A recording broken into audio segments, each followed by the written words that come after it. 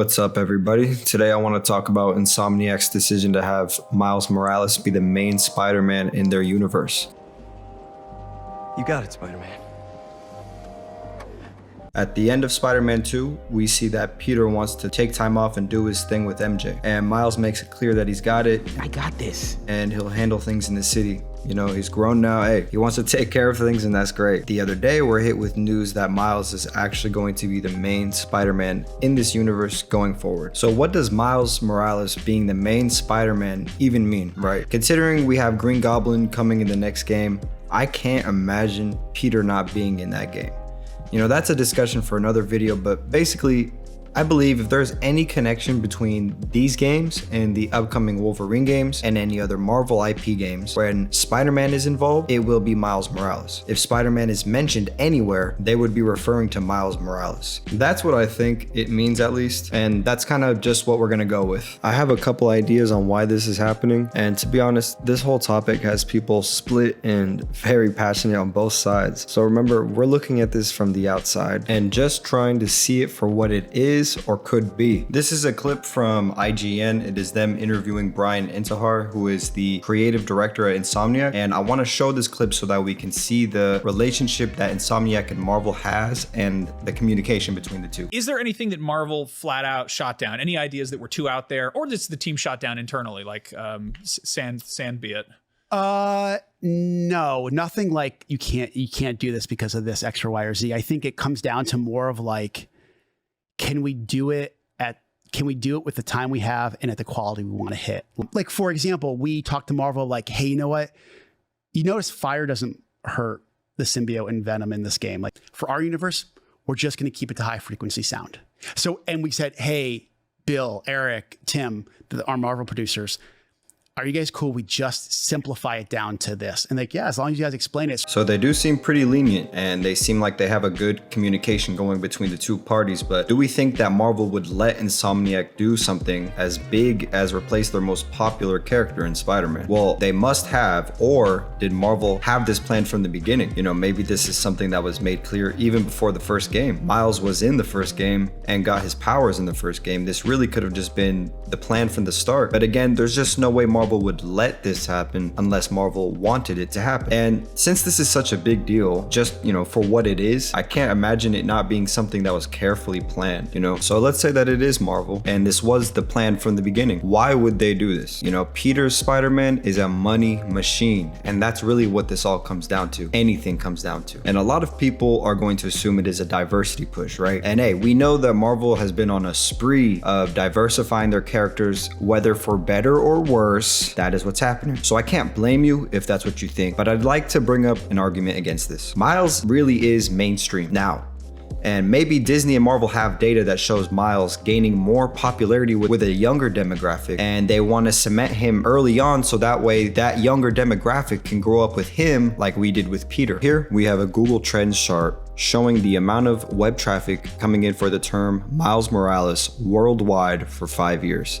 And what's good about this chart is 5 years gives us a perfect sample size. Here would indicate the drop of Spider-Man Into the Spider-Verse movie. That came out right after Spider-Man 1 came out for PS4. I believe that game came out in September and then the movie came out in November. So this is when Miles really was thrown into the mainstream in two big ways. Here we have another spike. This would indicate the November 12th, 2020 drop of Spider-Man Miles Morales, the game that came out for PS5. And then this biggest spike, which was actually very recently with the release of Spider-Man Across the Spider-Verse with little bumps in between. And when we compare it with the term Spider-Man, what I want to bring to your attention is no matter what it is, even if it is a solely Miles project, like the Miles Morales game, we still have more people using the term Spider-Man even when referring to Miles. You know, does this show a growing amount of people using the term Spider-Man even when referring to Miles Morales? It's hard to tell, considering they do put Spider-Man behind every title, even if it is Miles focused. Could just be an easier way to look up whatever it is that's hot at the time. But the one thing that's clear is that there's definitely an upward trend of the term Miles Morales in general in these last 5 years. And please, I'm not gonna die on this hill. I just thought it was an interesting thing to look at. There isn't even much to go off of yet. He's still pretty new in the mainstream. His movies are fire though. You know, his standalone game was fine and everything gets good reviews. What makes it hard is that most of the other Spider people have their own own spider name. There's Spider-Cat, who claws at Miles' face. There's Spider-Rex, aka Peter to Parker. There's Charlotte Weber, the Sun Spider, who makes a cameo, making a great crutch pun. There's the Spider-Wolf. You know, but Miles is just called by his name. If we were to look at the same Google Trends chart and add Peter, you can see that no one is searching for Spider-Man using the name Peter Parker. And that's probably the same for any character.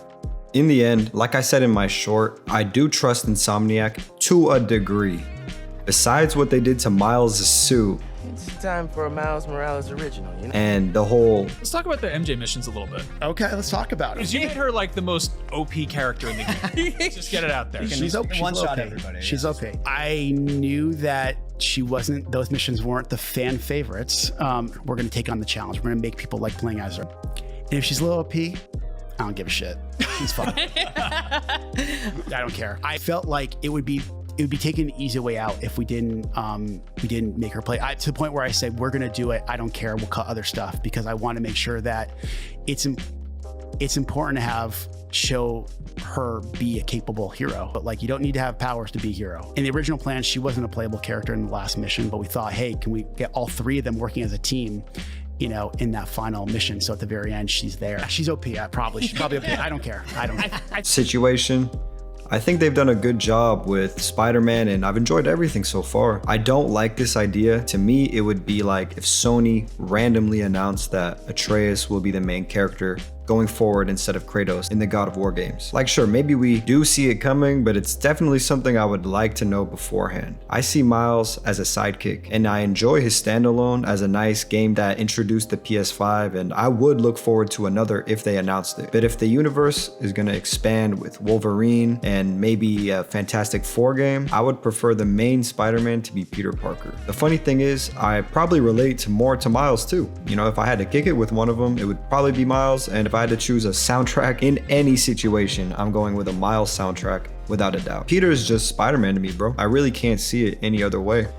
But maybe this is just the natural order of things, you know? Maybe it's the same as LeBron James replacing Michael Jordan. You know, maybe the character of Peter Parker it's time to fade away. Because don't think for 1 second that a live action Miles movie is not on the way. And I promise you, if that movie blows up, which it probably will, it'll probably be the last we see of Peter as the main for a while. Potentially. It all comes down to money in the end, so I guess we'll just see what happens. In the end, these are just ideas, and in the bigger picture, we're gonna be okay, man. Thank you for watching. Peace out.